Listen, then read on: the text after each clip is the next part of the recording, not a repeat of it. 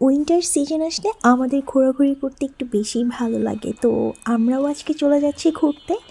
আর আজকে কী খাবো, কোথায় কোথায় যাচ্ছি সেটা আপনাদের সাথে শেয়ার করব। হাই এভরিওয়ান, আসসালামু আলাইকুম। দিস ইজ মি ইলমা। আমি এগেইন আপনাদের সাথে শেয়ার করছি আমার ছোট একটা মিনি ব্লগ। তো বরাবরের মতো চলে আসলাম খুলনা নিউ মার্কেট। আর নিউ মার্কেটের এই ভেতরের প্লেসটা বরাবরই আমার কাছে অনেক বেশি ভালো লাগে। আর সাথে যদি আইসক্রিম ফুচকা হয় তাহলে তো কোনো কথাই নেই, বসে আড্ডা দেওয়ার মতো একটা প্লেস। আর এদিকে কেকগুলো দেখে তো আমার ভীষণ খেতে ইচ্ছা করছিল, but no way, I am in diet, কিচ্ছু করার নেই। আর আজকে বেসিক্যালি আমার ছোটো বোনের পাল্লায় পড়ে দেন আসা, তো যেই কাজ সেই কথা, ও তো ফুচকা খাবে। দেন আমরা চলে গেলাম ফুড জোনে। আর ফুড জোনের ফুচকাটা আমার অনেক বেশি পছন্দ। এই ফুচকাটার সিম্পলের ভিতর ভালোই টেস্ট, বাট আজকে আমি ফুচকা খাবো না। আর এইদিকে তো আমার ছোটো বোন খুব মজা করে ফুচকা খাচ্ছে, তো আমি ওকে বলছিলাম মজা, তো বলে হ্যাঁ। এখন ও বলতেছে আপু তুমি কি খাবে? তো আমি বলছি না, আমি তো খাবো না।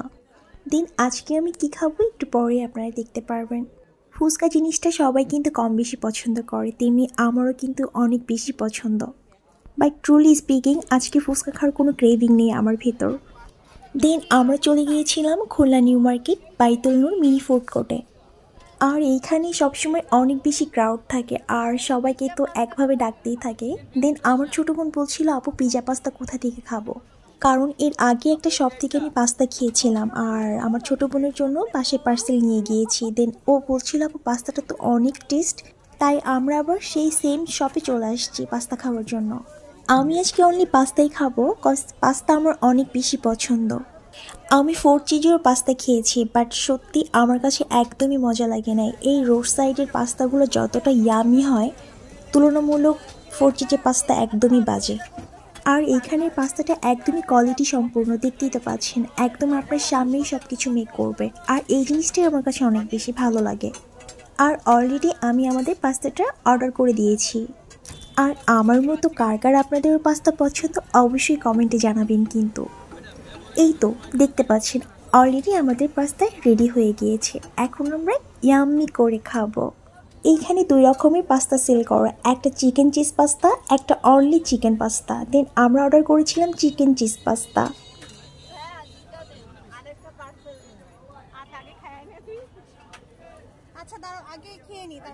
ও হ্যাঁ, আমরা কিন্তু পার্সেল অর্ডার করবো বাসায় নিয়ে যাওয়ার জন্য।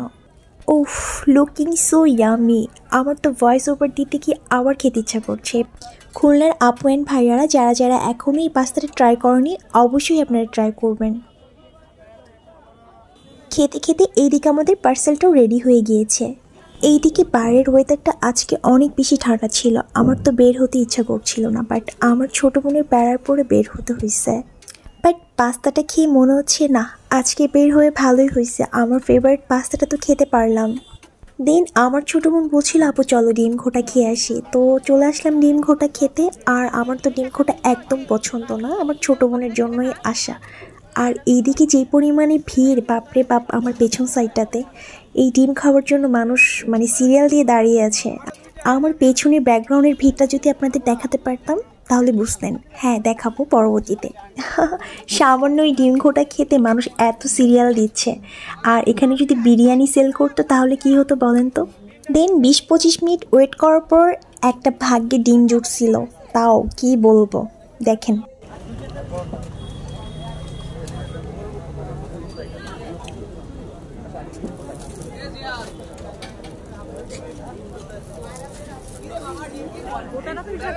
এই দেখেন, এবার আপনাদেরকে দেখাবো পিছনের ভিড়টা, এর থেকে বেশি সিরিয়াল ছিল, এখন তাও একটু কম।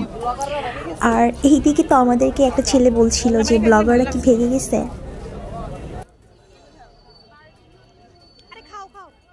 আজকের মতো ঘোরাঘুরি খাওয়া দাওয়া এখানেই শেষ।